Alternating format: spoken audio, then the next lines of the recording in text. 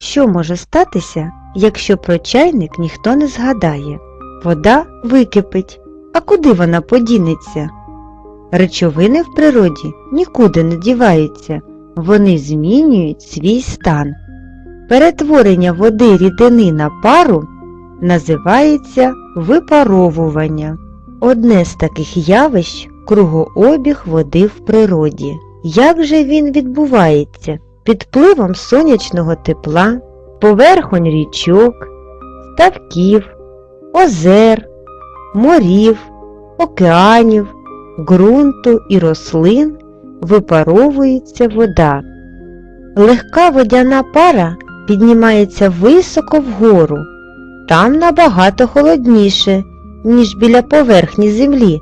Якщо температура повітря вище від 0 градусів, то водяна пара вгорі охолоджується і перетворюється на дрібненькі краплинки води.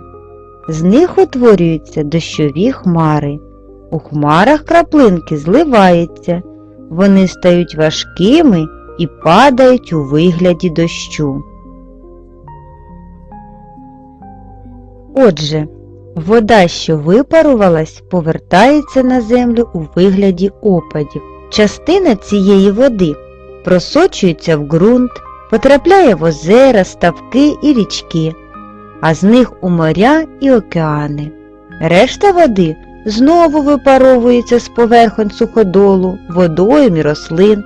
У вигляді пари вона піднімається вгору. Вода в природі постійно рухається. Перетворення води в природі з одного стану в інший називається кругообігом води. Таким чином, вода в природі не утворюється з нічого і нікуди не зникає.